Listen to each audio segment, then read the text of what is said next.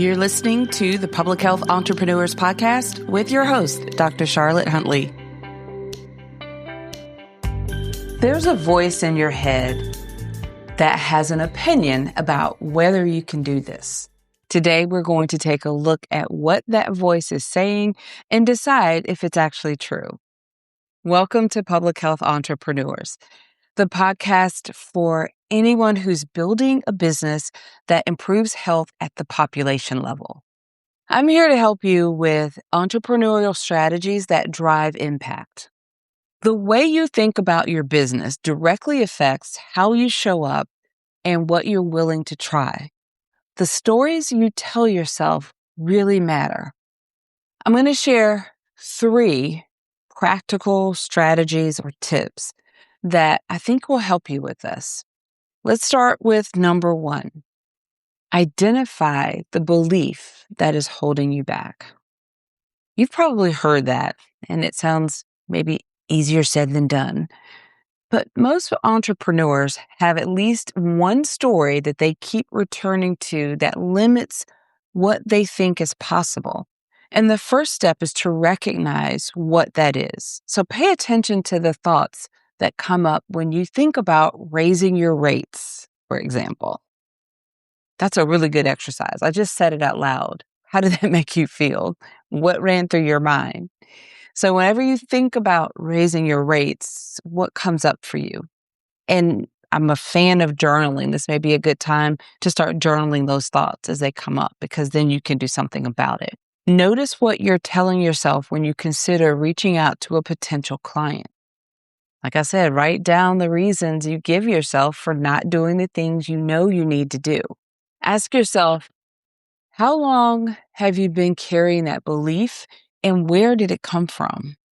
These are really important things to do. It sounds really simple, and you may even try to convince yourself that it doesn't matter. But until you address it, it is a major issue and often a stumbling block or a roadblock. I know a consultant that kept telling herself she was not business savvy, not enough to run a successful practice. That belief was stopping her from raising her rates, from pursuing bigger clients, and investing in her own growth. When she wrote it down and looked at it directly, she realized that it was not based on evidence. All right, so here's my second strategy for you. Challenge the belief with evidence. Once you identify a limiting belief, test it out. Most of the stories we tell ourselves do not hold up. I mean, there's really no basis for it. It does not hold up when we look at the facts.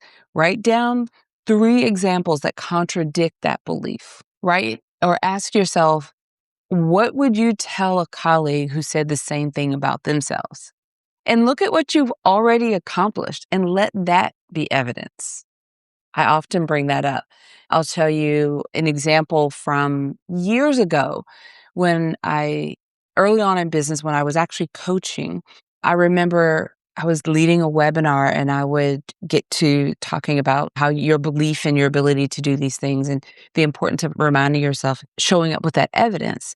And I would say to people, your degree, sometimes I said, put it in front of you instead of behind you. So for a very long time, in front of my computers on the wall is where I had my degrees, because I needed to see them often to remind myself of this evidence of what I've accomplished and what I've learned and that I'm capable. Sometimes it could be a certification. Sometimes right now, what would matter the most to me is testimonial from a client, especially on my consulting work.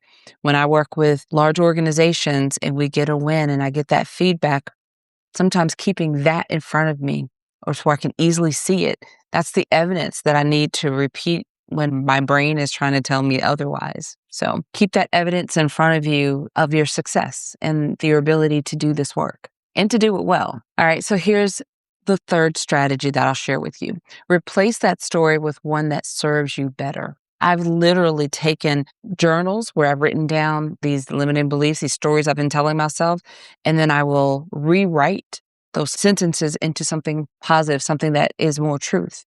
And then I tell myself, I read those to counter the stories I've had on repeat in my brain. So you don't have to eliminate doubt entirely. I don't even know that is possible, but you do need a more useful thought to reach you when the old one shows up. So when you start having those thoughts and feelings, if you've got some evidence, a rewritten statement, some evidence in front of you, then you begin to counter those. Write one sentence statement that reflects what you want to believe about your business, the truth. And even if you're working toward it, a positive statement about your business and the growth you'll be surprised at how much that will do to help you counter these negative thoughts when they come up and help you to build that confidence.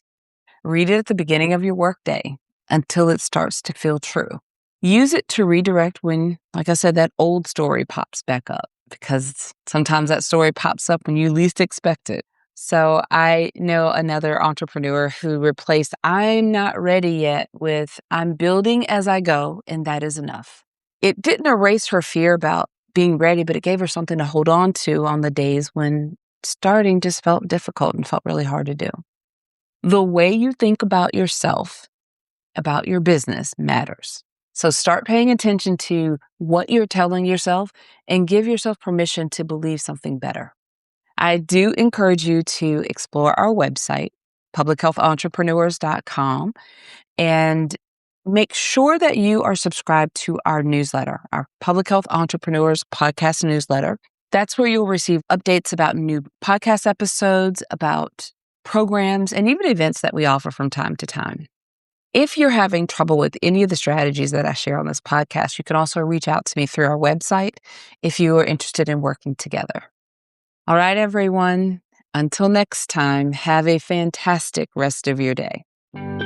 Thank you for listening. Visit publichealthentrepreneurs.com to learn more.